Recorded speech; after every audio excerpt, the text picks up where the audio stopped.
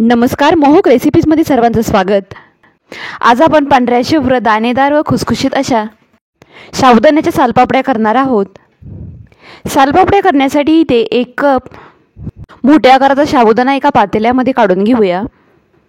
जो मोठ्या आकाराचा साबुदाणा आपण खिचडीसाठी वापरतो तो साबुदाणा इथे वापरलेला आहे। हा साबुदाणा 2 पाण्याने स्वच्छ धुवून घेऊया। साबुदाणा चांगला धुवून घेतल्यानंतर त्यातील पाणी पूर्णपणे निथळून साबुदाणा बुडेल इतपत यामध्ये पाणी घालून घेऊया।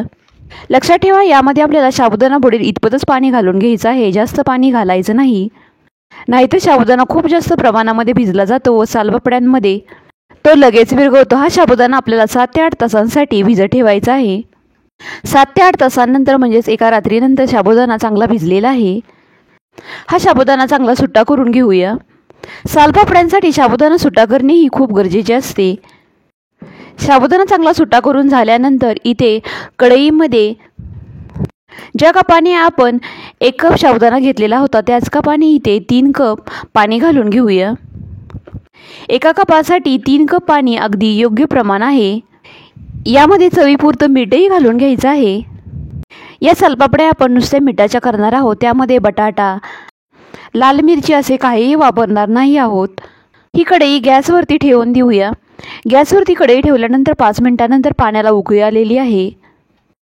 पाण्याला एक उकळी आल्यानंतर सुट्टा करून घेतलेला साबुदाणा यामध्ये घालून घेऊया। हे सालपापड्यांचं मिश्रण असंच सतत हलवत राहायचं आहे, नाहीतर ते खालून कढईला चिकटू शकते। जे पाणी आपण इथं वापरलेले आहे ते पाण्याचं प्रमाण एकदम परफेक्ट आहे, तरीही 1 कप पाणी या शेजारच्याच पातेल्यामध्ये गरम करत ठेवलेलं आहे। लागलं तर पाणी ते आपण वापरणार आहोत। साबुदाण्याच्या सालपापड्या हा उपवासाच्या वाळवणीच्या पदार्थामधील सर्वात सोपा पदार्थ आहे। एक उकळी आल्यानंतर आता हे मिश्रण थोडंसं घट्टसर होऊ लागलेलं आहे। आता हे मिश्रण पापडांसाठी तयार झालेलं आहे की नाही ते चेक करूया। तर इथे एका प्लेटवरती पळीने थोडंसं मिश्रण ओतून बघूया। तर हे ओतलेलं मिश्रण सरकन असं सरकलं जात नाही, म्हणजेच आपल्याला सालपापड्यांसाठी जसं मिश्रण हवं आहे असं तयार झालेलं आहे। तसेच याचा कलरही चेंज झालेला आहे। आता सालपापड्या करण्यासाठी इथे अंगणामध्ये एक पॉलिथिनची शीट अंतरलेली आहे। यावरती छोट्या छोट्या आकाराच्या सालपापड्या घालून घेऊया। इथे आपण छोट्या आकाराच्या सालपापड्या घालत आहोत, कारण की ह्या सालपापड्या तेलामध्ये टाकल्यानंतर खूप जास्त प्रमाणामध्ये फुलतात। तसेच मोठ्या आकारांच्या सालपापड्यांसाठी खूप जास्त कढईमध्ये तेल ओतावं लागतं। तरी इथे 1 कप साबुदाण्यापासून जवळपास 30 सालपापड्या तयार झालेल्या आहेत। सालपापड्या चांगल्या बनण्यासाठी काही गोष्टी लक्षात ठेवाव्या लागतात, जसे की साबुदाणा भिजत घालत असताना त्यामध्ये साबुदाणा बुडेल इतपतच पाणी घालावे। तसेच 1 कप साबुदाण्यासाठी 3 कप पाणी अगदी योग्य आहे। सालपापड्यांचं मिश्रण खूप जास्त प्रमाणामध्ये शिजलं गेलं तर यातील साबुदाणा पाण्यामध्ये पूर्णपणे विरघळून जातो व सालपापड्या खाताना त्या दाताला चिकटतात। त्यामुळे हे मिश्रणही अगदी योग्य प्रकारे तयार झालेलं असलं पाहिजे।